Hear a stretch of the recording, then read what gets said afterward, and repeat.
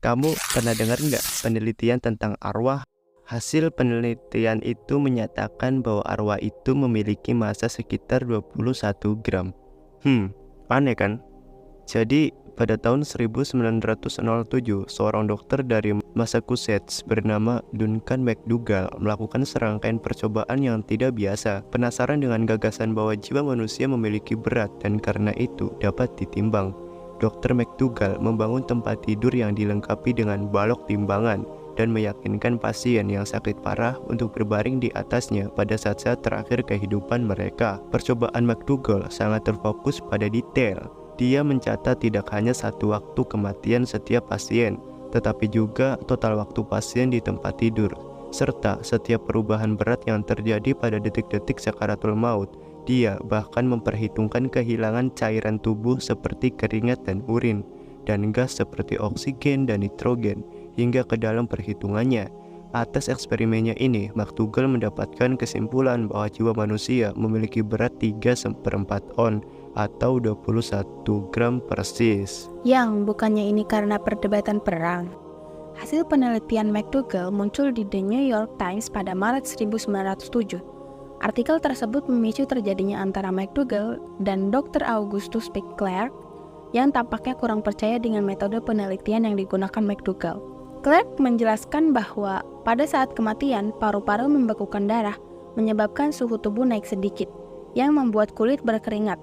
Bisa menjadi 21 gram yang hilang dari tubuh bukanlah nyawa, tapi keringat. McDougall membalas dalam edisi berikutnya dengan alasan sirkulasi berhenti pada saat kematian, sehingga kulit tidak akan menjadi panas karena kenaikan suhu. Perdebatan berlangsung hingga akhir tahun 1907 dengan banyak pakar yang tampaknya saling mendukung argumen bagi McDougall ataupun Clark. Selama 4 tahun, penelitian McDougall cukup terkenal dan sering menjadi perbincangan. Pada tahun 1911, ia menghiasi halaman dengan The New York Times dengan pengumuman bahwa ia akan melakukan eksperimen untuk memotret jiwa manusia saat meninggalkan tubuhnya. Eksperimen ini memberikan sebuah output di mana dia berhasil memotret sebuah cahaya samar yang ada di kepala atau sekitar tengkorak pasien pada saat mereka meninggal. Meskipun begitu, nampaknya bukti ini cukup meyakinkan para skeptis untuk mempercayai teori 21 gram miliknya. McDougall sendiri meninggal pada tahun 1920. Meninggalkan segelintir orang yang percaya dengan teorinya bersama dengan sekelompok dokter yang jauh lebih besar yang tampaknya masih menganggap bahwa teori yang dikemukakannya adalah lelucon. Iya, yang juga ada konsep yang melebihi pemahaman. Untuk memahami mengapa McDougall melakukan eksperimen menimbang jiwa, kita perlu paham apa ranah penelitian yang ia geluti.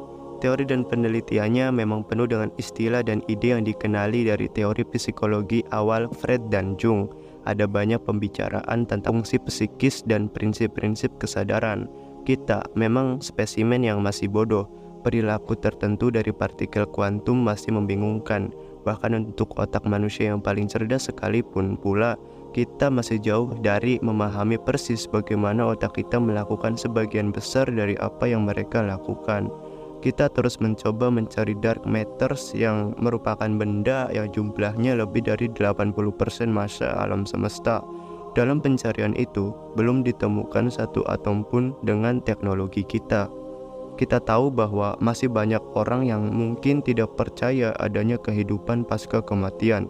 Dengan mempercayai teori 21 gram ini, mungkin mereka berpikir bahwa mereka akan menyerah dengan keyakinan mereka dan menerima akan adanya konsep nyawa yang akan berlanjut. Tentu saja, melihat fakta di atas tidak heran banyak orang yang mencoba membantah penelitian McDougall.